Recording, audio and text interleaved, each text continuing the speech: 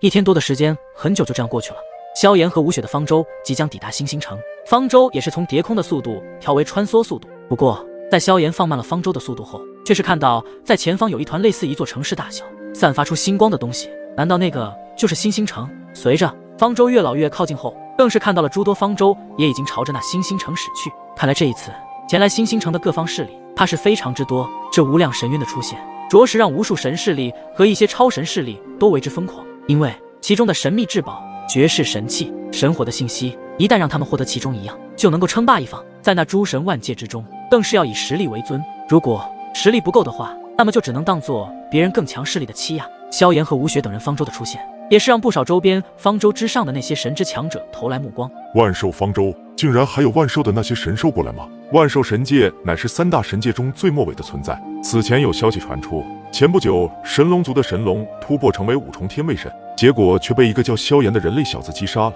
真是让人不解。什么？此言当真？此时又一位男子似是不太相信对方所说的话，便是疑惑地问道：你不会连这事情还不知道吧？前不久万兽神界的神龙族为了统治整个万兽神界，还创立了龙盟，联合了诸多神兽势力加入其中，就是要消灭圣龙族和祖龙族。结果最后这位人类的横空出世，直接将神龙族和龙盟打得节节败退，直接反击剿灭对方。一位人类竟然就将神龙族和龙盟如此强大底蕴的神兽势力剿灭，那位人类究竟是多么的可怕？这位男子一听，直接是惊骇无比。在他们这些第1等级世界之神的眼中，这些人类可就是下等级的蝼蚁。因为蝼蚁怎么可能会将神兽击败？想象也不太可能。这叫萧炎的人类真的做到了这般程度吗？看来萧炎在万兽神界中的事迹也传到了其他神界之中，只不过有部分知道而已。不过就算是这样，萧炎的名气也是逐渐的开始传遍第1等级世界。呵呵，万兽神界的神兽而已，也不用太放在心上。这一次前往无量神渊，则是有着超神势力的超级神祇都会出现。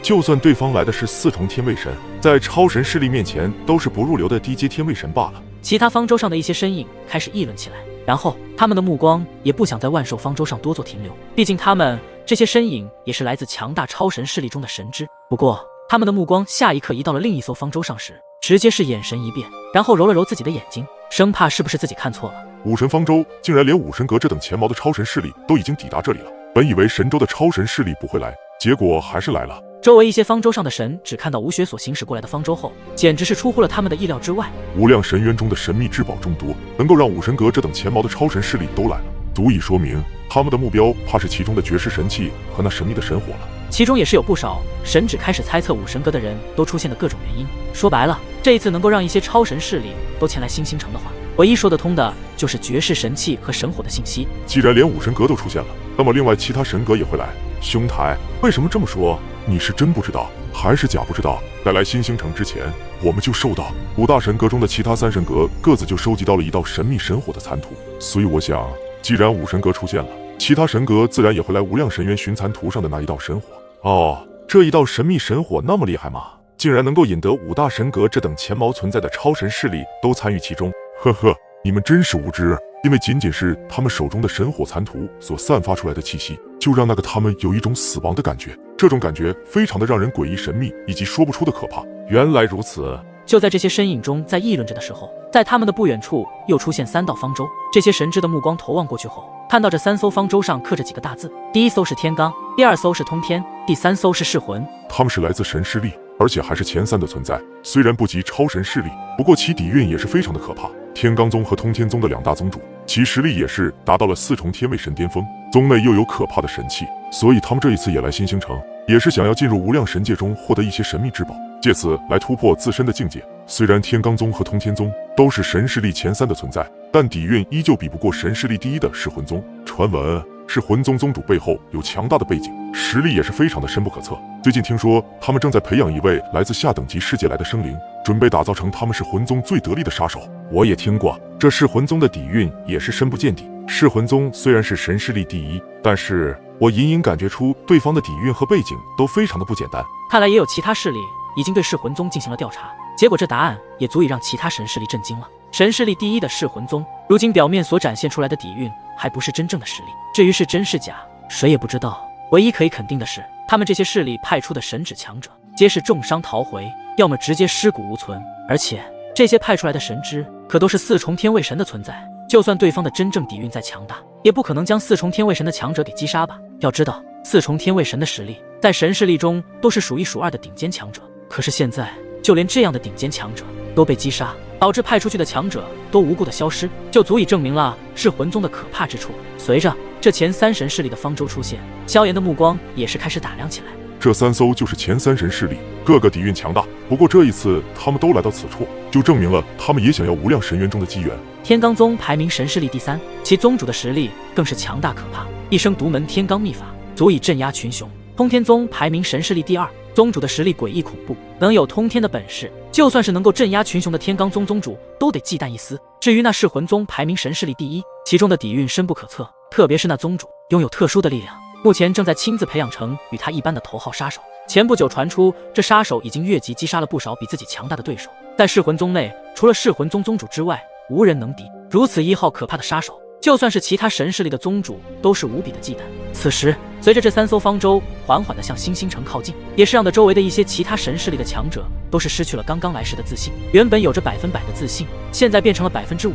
毕竟这前3神势力对于他们来说，实属非常的可怕。不仅如此，前10名的神势力也纷纷出现在了此处。古刹宗、九黎宗、剑神宗等诸多神势力的方舟也陆续到场，越来越多的势力方舟皆是靠近星星城区域的咒海中。而噬魂方舟在经过萧炎身旁时，其上有一双眼睛转头看向自己，只不过此道身影的全身面貌都被黑袍遮掩，根本看不出对方的样子。但是萧炎却是感觉到有一股杀气，而且这道杀气竟是针对自己的。对方是谁？为何会对自己如此的杀意？就在这一股杀意彻底要爆发时，一只手却是搭在了那位黑袍身影的肩膀上，然后这道杀气才缓缓消失。不过这也让得萧炎对噬魂宗有了一丝谨慎，到时候进入无量神渊，还是得要防一防这方神势力之人。但是萧炎也已经在隐隐之中，在这道杀气中感应出一丝熟悉既陌生的气息波动。然而就在萧炎陷入沉思的时候，这片咒海区域上便是传出更多方舟呼啸而来的声音。很快，这里的咒海便是风起云涌，有着将近100艘的方舟停靠在星星城的咒海周边，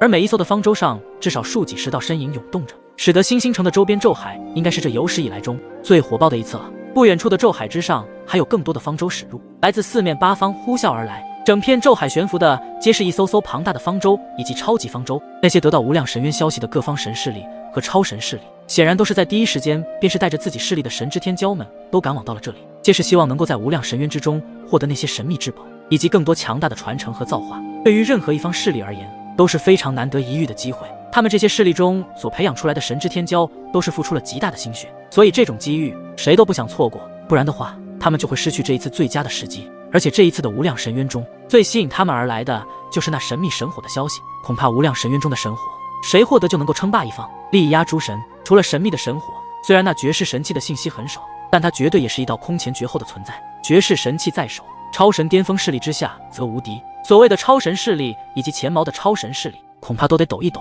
这就是绝世神器所带来的恐怖。无量神渊中的机遇，或许会成就自己，也能够成就自己的如今势力底蕴。若真能得到一个机缘，获得神秘至宝，他们的命运也都会随之被改变。各方赶来的无数神势力和超神势力，皆是眼神炙热地望着下方不是非常繁华又一望无际的星星城，透露着一股来自无量神界中的神秘气息。果然不愧是无量神界的唯一入口。当然，一些原本占据前头的神势力，此时在见到前3神势力的方舟行驶而来时，只往后面退避。噬魂宗、通天宗、天罡宗作为无数神势力的前茅存在，占据鳌头也是理所应当。不过位置方面其实上意义并不是很大，他们都知道，只不过越往前显得实力更强一些而已，并不代表无量神渊中的神秘至宝就都被他们夺去。随着陆陆续续的方舟接连出现，又有一批方舟急速驶来。4艘巨大的超级方舟在驶进这里时，直接压盖了周边无数方舟，而他们的方舟之上都是刻着灵神、雷神、杀神、御神。在这些超级方舟之上伫立着一众身影，并且所感受到的气息瞬间让得在场所有方舟上的众神只都感到一阵惊骇，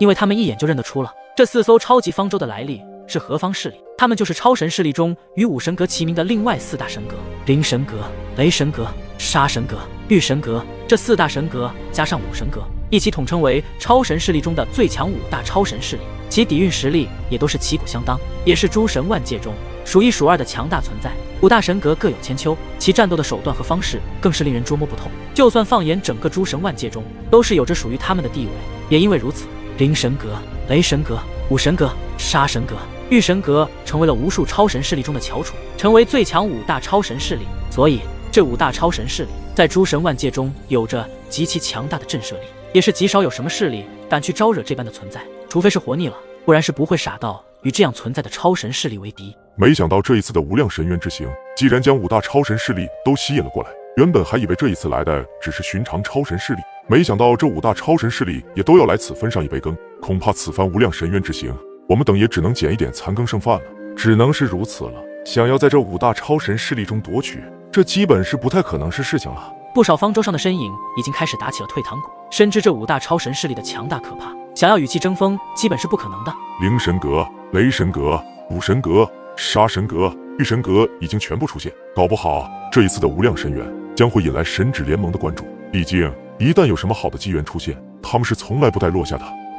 我同意兄台的看法，五大超神势力都已经全部出现，神指联盟怕是也会派出超级神指出来。据说此次的无量神渊中，神火和绝世神器的关注度直接飙升，让无数超神势力之人都是彻底的眼红。况且传闻无量神渊之中有着诸多高阶天位神以及巅峰天位神陨落其中，如果运气好的话，在其中获得这些高阶和巅峰天位神的传承，怕是直接会非一般的提升。不少众神只开始议论纷纷，真是令得他们越来越好奇，在这无量神渊中到底拥有着什么样的传承，而且当年发生了什么事情，能够让无数高阶天位神和巅峰天位神都陨落于此。无量神界的神秘真是越来越扑朔迷离了。此时一些小众神势力个个都是面露苦涩，因为他们知晓五大超神势力全部出现，这些超神势力出现的神之天骄强者可谓是不计其数，在强大资源的背景下诞生的神指强者也不是他们所能够比及的。既然来此，就算没有机会也要目睹一下这里究竟是什么样的无量神渊，能够吸引如此多的超神势力都前来。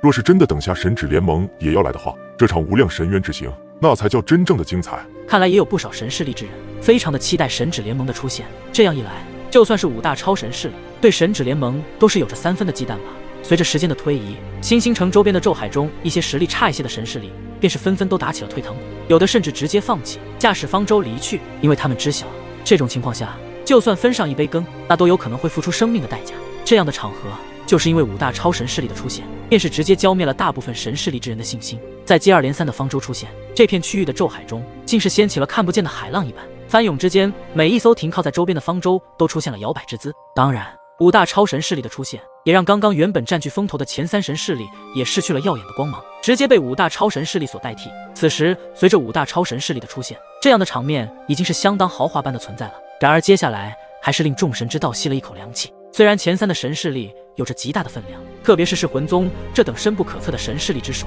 但比起第1等级世界的超级霸主势力的神指联盟，神势力根本在其面前变得黯然失色，根本不入神指联盟的法眼。就算是5大超神势力的5大神阁，也还是要稍稍逊色神指联盟一些。这就是神指联盟的恐怖之处。这片咒海中轰鸣之声响彻，一艘巨无霸的超级方舟映入了众神之的眼帘中。这艘超级巨无霸的方舟缓缓驶入，没有太过绚丽的出场方式，只是简简单单的一艘超级方舟，但其舟身上面刻着的2个大字，却是令在场的所有众神的眼眸皆是猛然一缩。神之。这时不知是谁喊出了这2个字，顿时之间，原本沸腾的人海却是变得是鸦雀无声。只不过这种安静的气氛只是片刻，下一瞬便是掀起了滔天的喧哗。神指联盟竟然还真的来了，这无量神渊究竟有多么的诱人啊！不仅连5大超神势力都闻风而来，现在连神指联盟都来了，实在是太不可思议了。这一刻，几乎所有方舟上的神之强者皆是抬起了头，朝着缓缓驶来的神指联盟方舟看了过去。仅仅只是这2个大字，